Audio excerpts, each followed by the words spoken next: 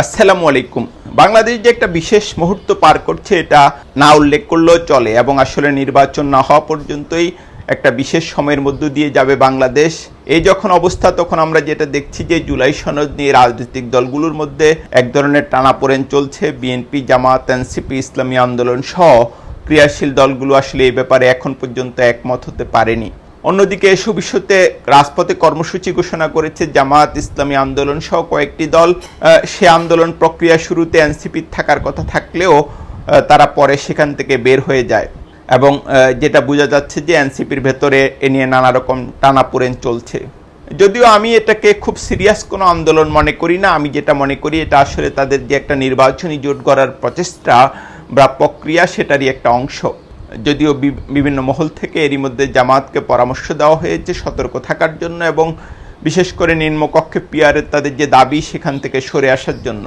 এই যখন অবস্থা, তখন রাজনীতিতে নানা রকম গুজব গুঞ্জন শোনা যাচ্ছে। আরেকটা বিষয় উল্লেখ করে রাখা প্রয়োজন যে জাতীয় পার্টিকে ঘিরেও রাজনীতিতে নানা আলোচনা আছে।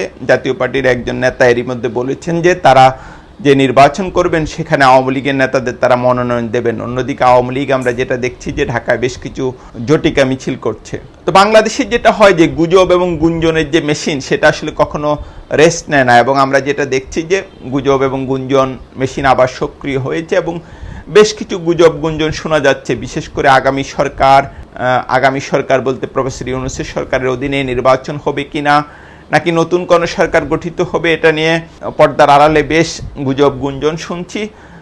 দৃশ্যপটে আলোচনায় রয়েছেন সাবেক তত্ত্বাবধায়ক সরকারের উপদেষ্টা এবং বর্তমানে ব্র্যাকের যে চেয়ারপারসন হোসেন জিল্লুর রহমান, ডক্টর দেবপ্রিয় ভট্টাচার্যের তৎপরতা। আমরা যেটা দেখি যে গত কয়েক মাস ধরে তারা খুবই তীব্র ভাষায় সরকারের সমালোচনা করছেন।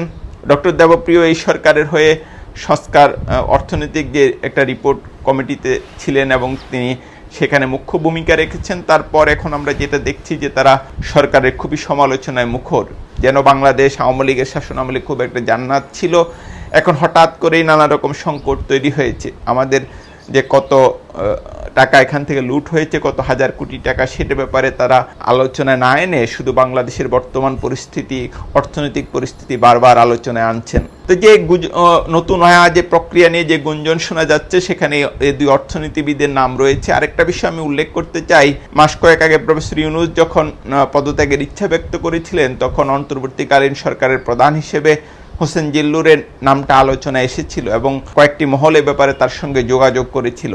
এছাড়া পুরো প্রক্রিয়ায় দুজন খুবই বিখ্যাত সম্পাদকের নাম শোনা যাচ্ছে, তিনজন বিখ্যাত সম্পাদকের নাম শোনা যাচ্ছে, একজন খুবই বিখ্যাত টিভি অ্যাঙ্কার বা টকশো উপস্থাপকের নাম শোনা যাচ্ছে।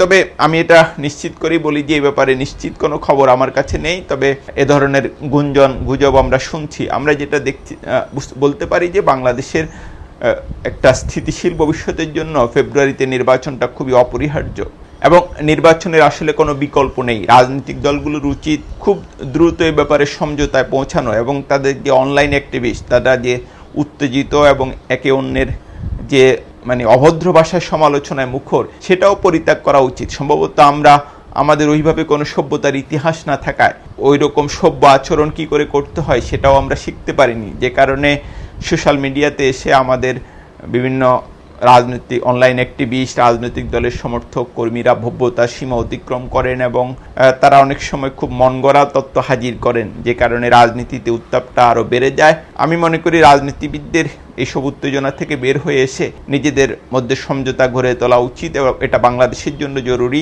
তাদের নিজেদের জন্য জরুরি।